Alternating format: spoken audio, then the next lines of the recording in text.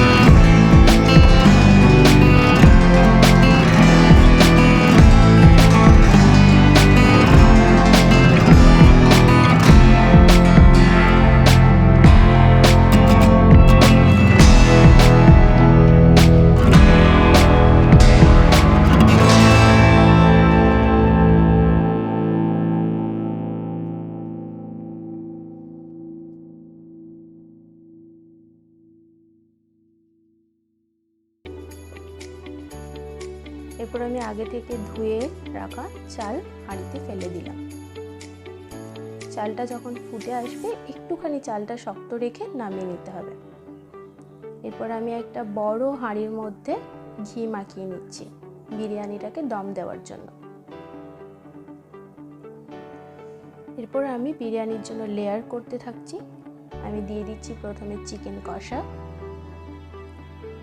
উপর থেকে সেদ্ধ করে রাখা চাল। হ্যাঁ, খেয়াল রাখবেন চালটা যেন ওই 85 থেকে 90% মতো সেদ্ধ হয়, কারণ দম দেওয়ার সময় চালটা আর একটুখানি সেদ্ধ হয়। পুরোপুরি সেদ্ধ করে নিলে চালটা একটু ভেঙে যাওয়ার সম্ভাবনা থাকে।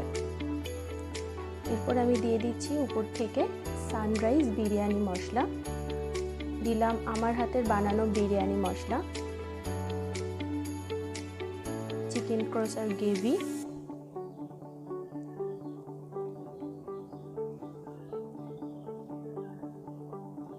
দিয়ে দিচ্ছি আগে থেকে সেদ্ধ করে ভেজে রাখা আলু, গোলাপ এবং আতর জল, ভেজে রাখা বেরেস্তা,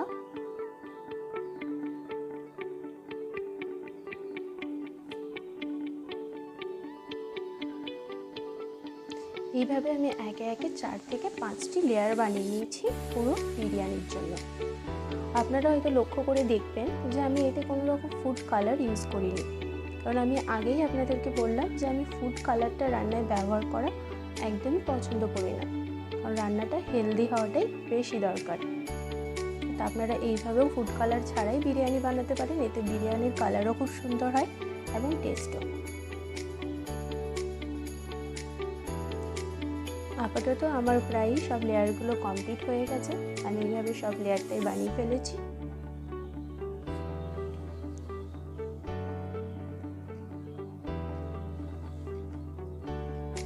আমি শেষের লেয়ারটা এভাবে বানিয়ে নিলাম। উপর থেকে সব রকম মশলা, গোলাপ জল, কেওড়া জল, একটুখানি গরম মশলা, বেরেস্তা এবং আগে থেকে কুচো করে রাখা একটু ধনেপাতা উপর থেকে ছড়িয়ে দিচ্ছি।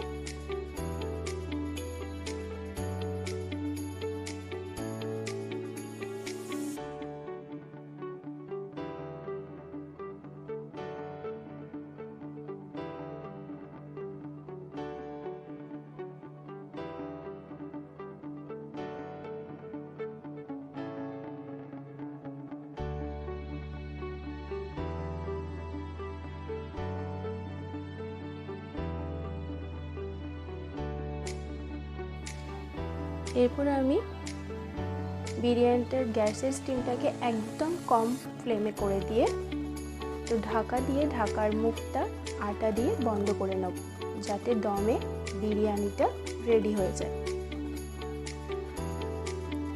এইভাবে আমি 10 থেকে 15 মিনিটের মতো এটাকে রেখে দেব। তারপর আমি মুখ থেকে আটাটা সরিয়ে ঢাকাটা খুলে নেব। আপনারা দেখতে পাচ্ছেন আমার বিরিয়ানি তৈরি হয়ে গেছে, খুব সুন্দর একটা গন্ধ বেরিয়েছে চারিদিকে। আমি বিরিয়ানির কিছুটা অংশ এখন তুলে নিচ্ছি। দেখুন খুব সুন্দর একটা চিকেন দম বিরিয়ানি তৈরি হয়ে গেছে। আর দেখুন ফুড কালার ছাড়াই কি সুন্দর একটা কালার চলে এসেছে বিরিয়ানির মধ্যে।